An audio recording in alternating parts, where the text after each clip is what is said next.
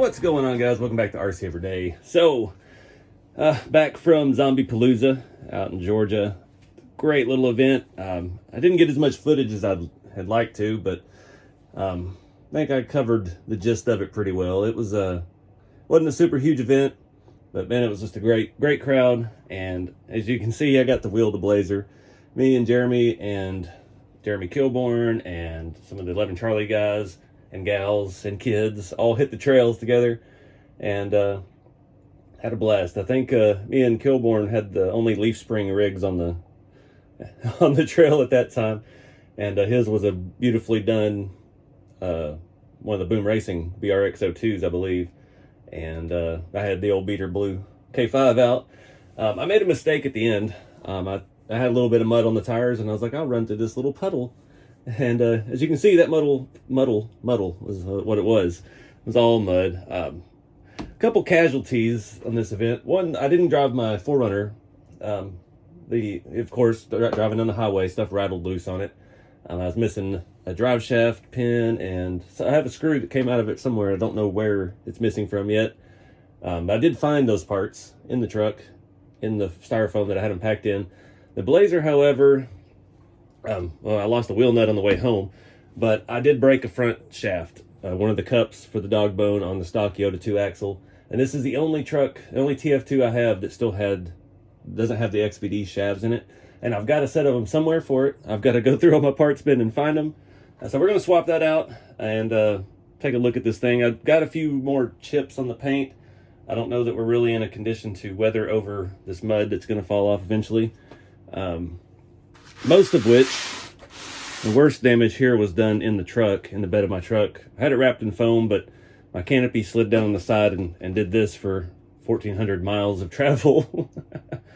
So, yeah, the wheel nut is still in here. The pin is somehow still on the axle. I've just lost the screw.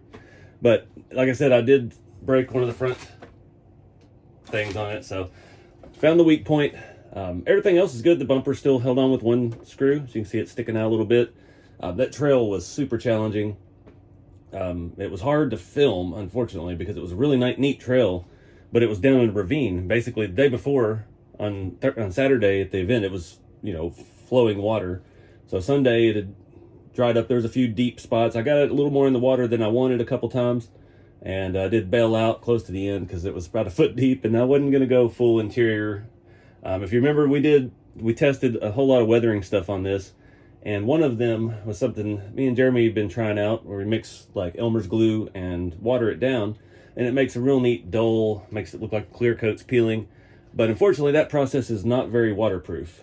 So there's some shiny blue spots on the hood from it got wet first event after that. But other than that, and a few new places of the original red paint showing through, it did fantastic. It crawled great. I had a lot of fun. Actually, I haven't got the trail at an event in probably almost a year. I didn't get the trail at USTE and Beat the Creek last year. I barely got the trail at Crawlfest last year.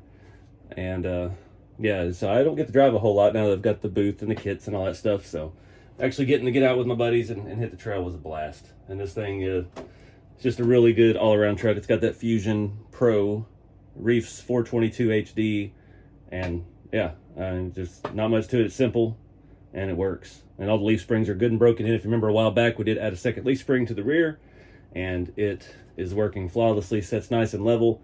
The other upgrade I did, I put the Scottsdale body mounts on it, so we don't have those rotating body mount issues anymore. Other than that, it's just a good beater. I rolled it a couple times, knocked the hard top off a couple times.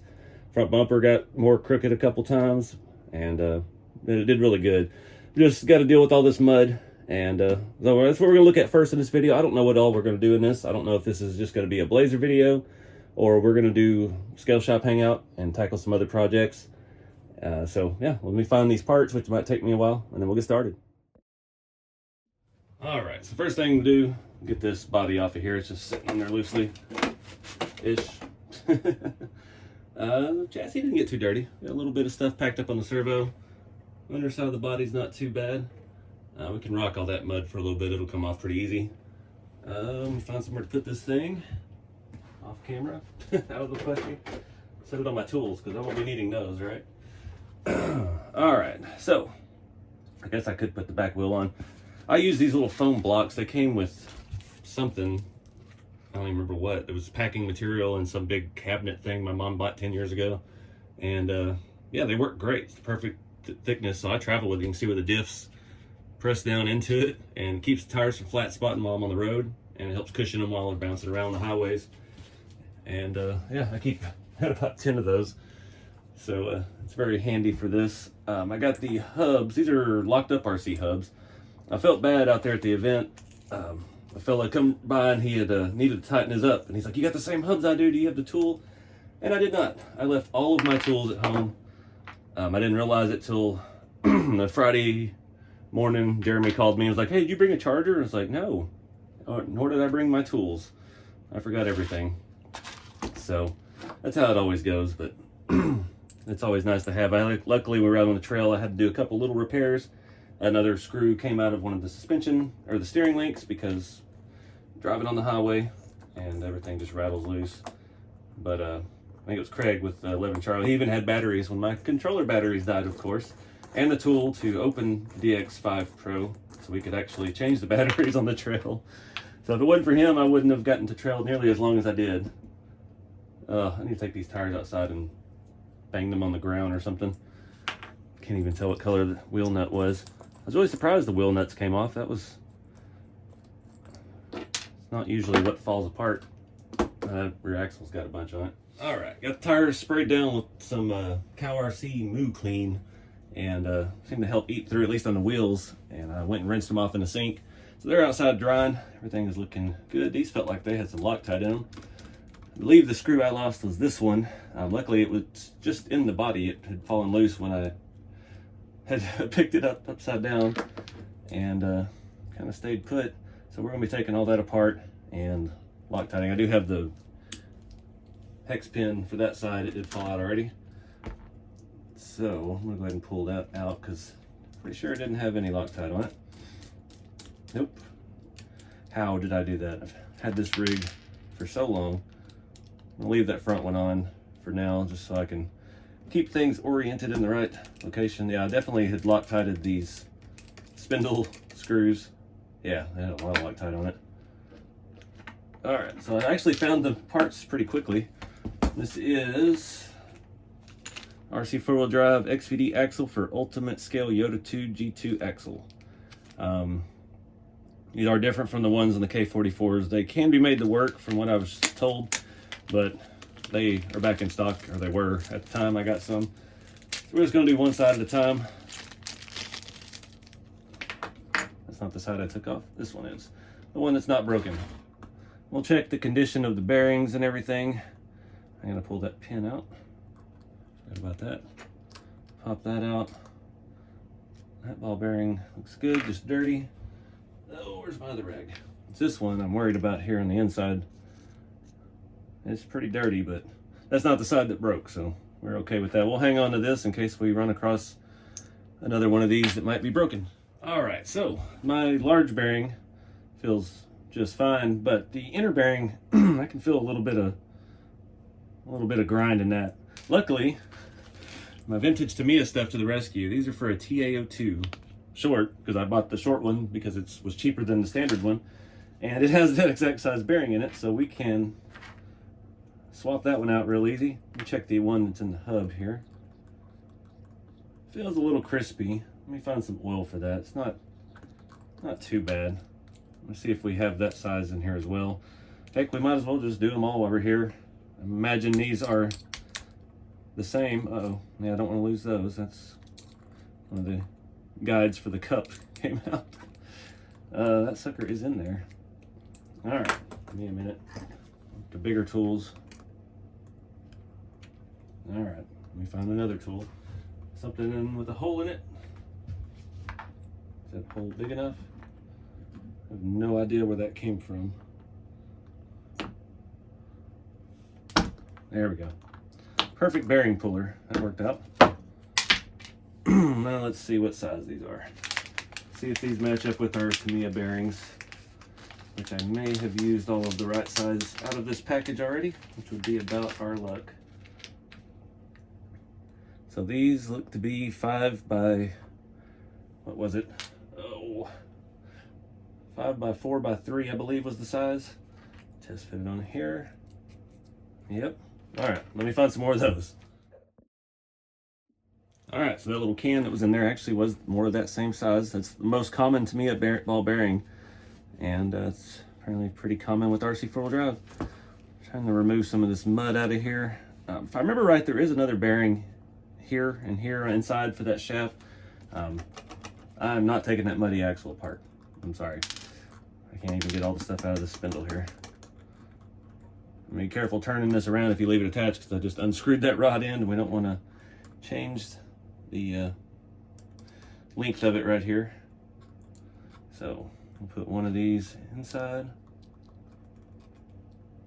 If we can get it to go in. Needle that in, and we've already lost the cup. Having a good time with this, aren't we? Summer's back here in Texas. I'm sweating my butt off in the shop here with the studio with the doors shut. Air conditioning is running in the rest of the studio. Come on, get in there. Gonna play dirty, huh? I don't think I've ever had this much trouble with one, and it fell off. All right, reset. Now we're rocking and rolling. It just was those little cups kept falling out. The top cup is longer and deeper than the bottom, and the screw is longer as well. So if they do both fall out, make sure you get them back in the right spot. I'm putting another healthy coat of Loctite on there. There we go. Just want to line up. All right, now slide this other bearing in here. Hopefully, that little tool go. Give this a few love taps. All right, we're golden. Put that in. I don't think I have locking hexes on here, so that'll probably all fall off as soon as we switch it over and do the other side. But we'll flip it over and do the other side. All right, I got the other end off. This is the broken one. The outboard part of it is okay. Inboard part is gone. Hopefully we can pull it out. I haven't tried yet. Hopefully. Maybe.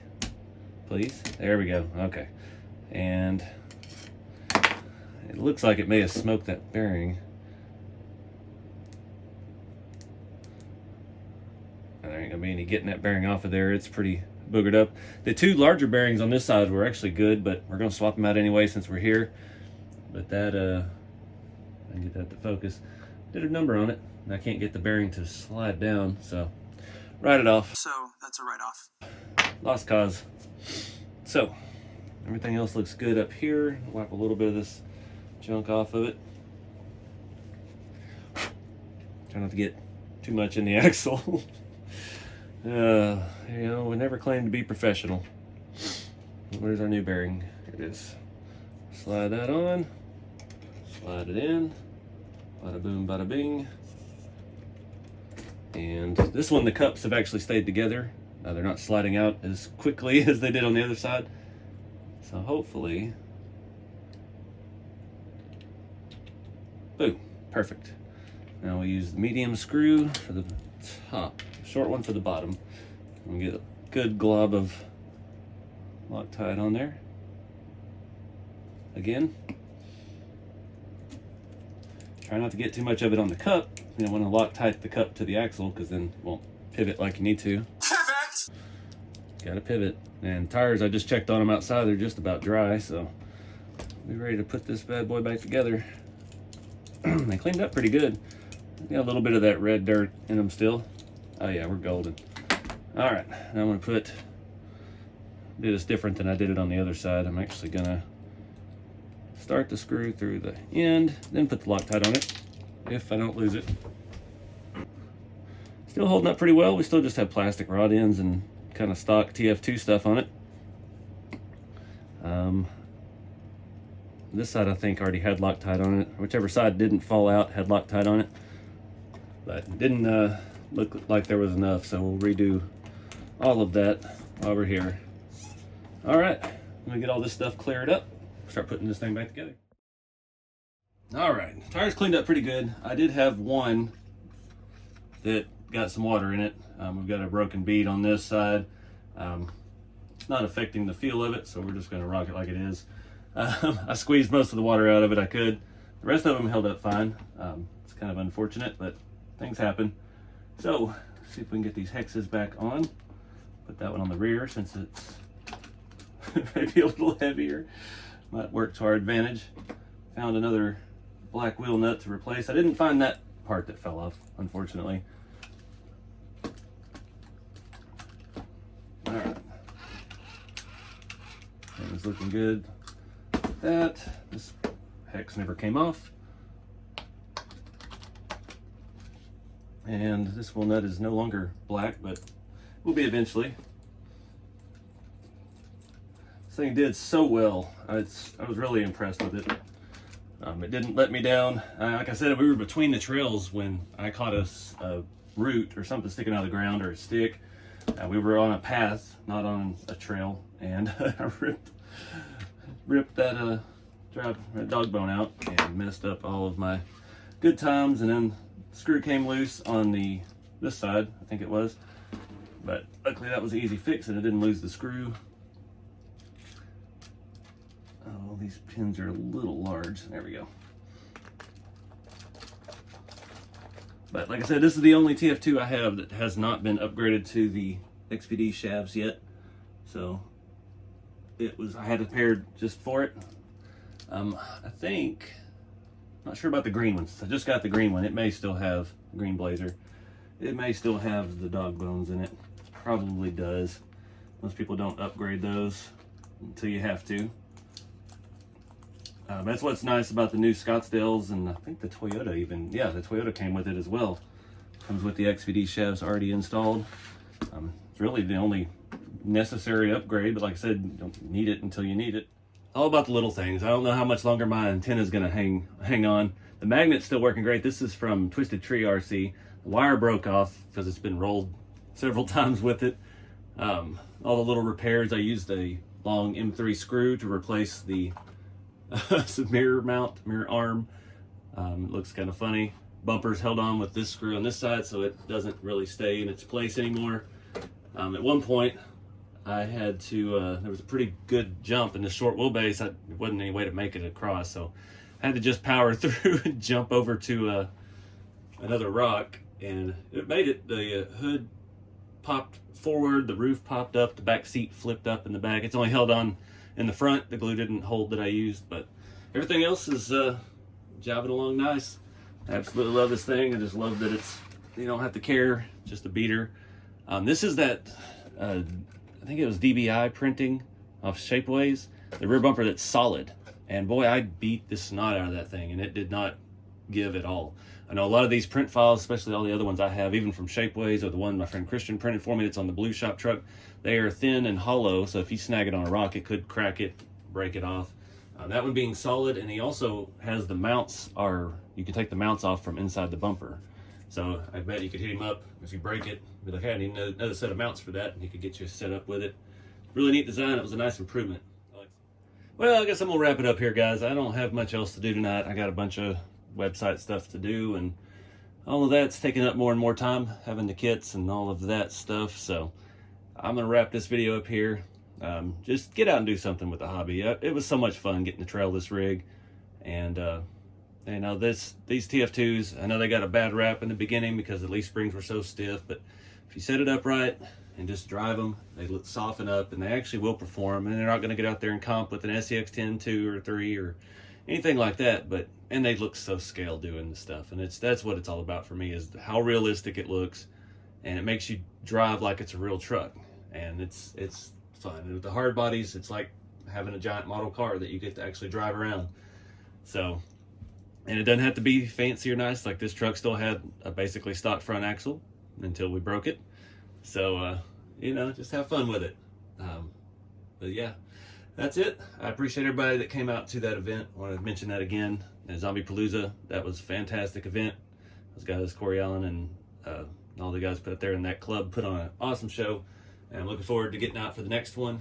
I think the next event, I'm going to try to hit Texas Crawl Fest, at least for Saturday, the main day. I don't know if I'll be setting up a booth and tent and all that. I want to just come out there and actually drive and trail. If it works out, I have some shop truck kits. I will bring some with me, but I don't think I'm going to set up as a vendor and do all that stuff this year because it's the week before Beat the Creek. So that event's that Saturday. I think it's Friday and Saturday and Sunday. It may just be Saturday and Sunday. And then I got to turn around and leave probably Wednesday, maybe Thursday. It depends on the schedule. If I go to Jeremy's house and drive up with him, or I just go straight to Beat the Creek, because that is on the Ohio-Kentucky border. So that's a little bit more of a haul, but that's probably, it was the biggest event, RC event in the country last year. It was almost the biggest one in the world. There was one in Germany that beat them out by a couple hundred people, but I don't know. This year they might take the cake on that, so we'll see. But yeah, I definitely can't miss that. I won't get to drive there probably. I'll be set up at a booth, and planning on having some shop truck kits for that one. I've got to bring, I got to get some orders in here pretty soon, and prepare for that, because who knows how long it'll take to get them. But anyways, guys, I appreciate y'all watching and following along on my little RC adventures and all the fun stuff I've been doing. Couldn't do it without you guys watching the channel and hitting like and leaving comments. And I appreciate all y'all. I've got so many people that have been following me since 6 or 7, 8 years ago. And I see your names in the comments, and I remember, I know who you are. And I appreciate it a lot. So get out there and keep it scale and have some fun with the hobby and all those things I always say at the end of videos that I just mixed all together. See y'all in the next one.